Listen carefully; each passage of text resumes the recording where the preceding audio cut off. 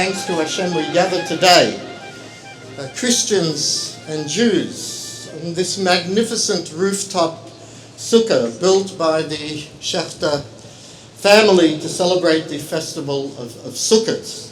Henry, the father of the family, unfortunately is not well, and we wish him a speedy recovery, but I welcome Jonty, who has joined us. But I do wish to say it as a family, the family is one who's deeply committed to traditions, to values, and to ethics, but they also understand that it's important to share those blessings that God has bestowed upon them. And that is why they have given this space, this sukkah, and the foyer. They've made this available for community use. Truth be told, when Jonty completed this building last year, I suggested to build a sukkah on this rooftop. And he looked at me and says, "Who's going to come?" I said, "Build it, and they will come." Now, in my mind, I thought that our first function we would have hundreds of Jews.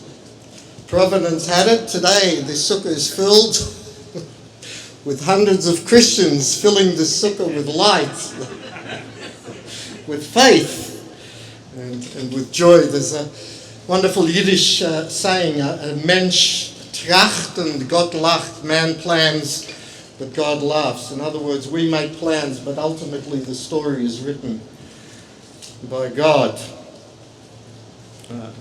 I do not have to tell you these recent months, recent years have not been easy for the Jewish people here in Australia. Across the world, we've witnessed a disturbing resurgence of anti-Semitism, not only hateful words and graffiti, but vandalism, arson, physical attacks, the burning down of synagogues, and the terrible loss of life recently on the holiest day of the year in Manchester, in England.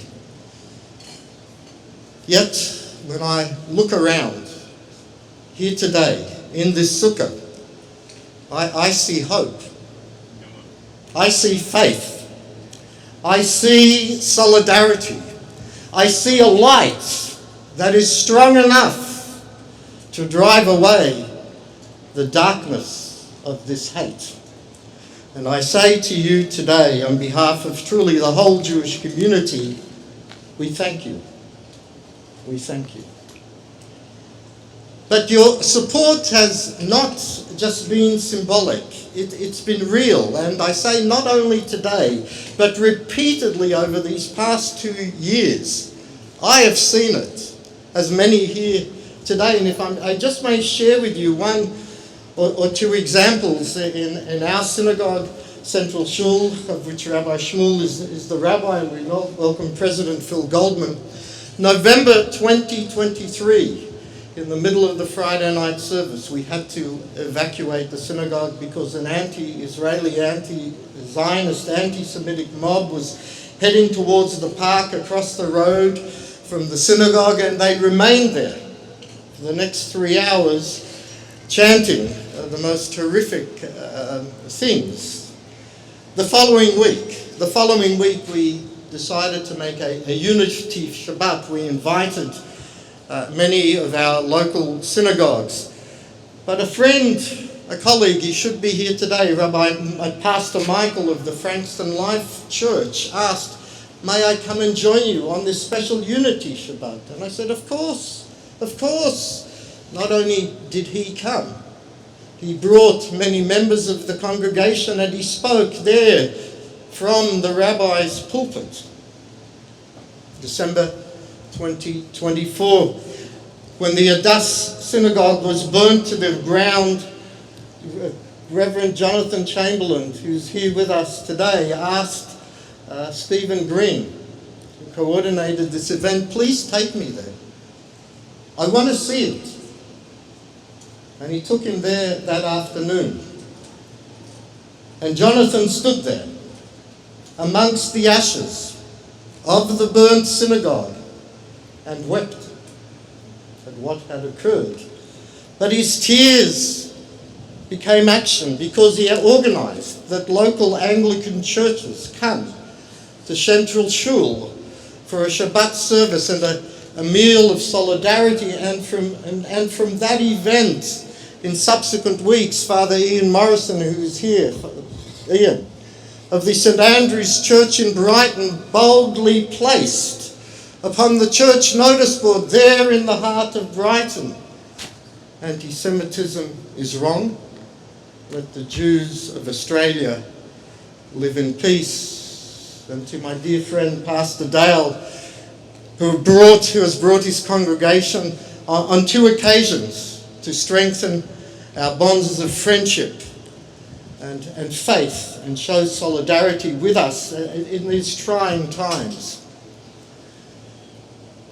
The words of Pastor Martin Niemöller, who lived during that tragic era of the Nazis rising to power, famously said, "First they came for the socialists, and I did not speak out because I was not a socialist. So then they came for the Jews, and I did not speak out because I was not a Jew. Then they came for me, and there was no one left to speak for me." But you, my friends, have not been silent. You have spoken. You have acted. You have stood with us, and for that we are grateful. And let me add, your presence here today is not just about standing against anti-Semitism, and not just an issue of religious freedom. Is it also not about the faith that we share? Are we not bound to buy those great words in Genesis? In the beginning, God created man, a reminder that every human being is created B'Tselem Elokim, in the image of God. Are we not bound together by that divine moral code given at Sinai, a call to faith, to justice, and to righteousness? A creed that has been the bedrock of Western civilization. And are we not bound together by a vision of the prophet Isaiah, who calls for a day when nation shall not lift up sword against nation, neither shall they learn of war anymore. It's a dream of peace that belongs to all of us, and yes, I know you believe he's going to come for a second time, and we believe he's only going to come for the first time, and yes, we believe he's going to have a long white beard, and I think you think he's going to have long hair, but we both await that day when the knowledge of God shall cover the earth as the water covers the sea. And I'll leave you today with a wonderful story of Jonathan Sachs, who tells soon after he got married, he had to build his first sukkah. And Rabbi Sachs was not known for his carpentry and was grateful when a colleague offered him a lift to the hardware store. His colleague knew exactly what he wanted to buy, subsequently built a magnificent sukkah, strong, symmetrical, perfectly measured. Rabbi Sachs, on the other hand, built a small, crooked little hut, held together by bits of plywood and rope. A few days into the festival, an almighty storm swept through the town. The next morning, Rabbi Sachs met his colleague, who said to him, "I imagine your sukkah has collapsed, as mine has." And Rabbi Sachs said, "No, not at all. My sukkah is still standing." And he said, "It cannot be. It cannot be." His colleague came to see, and Rabbi Sachs' ramshackle hut sukkah was there standing. But then he noticed one thing. Rabbi Sachs had tied his sukkah with a single rope, fastened firmly to a nail on the wall of his house. And his colleague smiled and said, "That is the secret. However fragile we are, we must tie ourselves to something higher, to something stronger and something greater than ourselves." And Rabbi Sachs added, "That nail is faith." That nail is faith. It is a shared faith, our Judeo-Christian values which unite us here today. And so, my friends, I close with the words of the prophet Zechariah, who envisioned a time when all nations of the world shall go up year after year to worship the Lord and celebrate the festival of the tabernacles. What a vision. Nations distinct yet united, peoples different yet gathered in joy before one Creator. I think here today in Balaclava, on this rooftop sukkah, Christians and Jews have taken a step towards this promised future. Chag Sameach, and may this festival be blessed with joy, with faith and peace.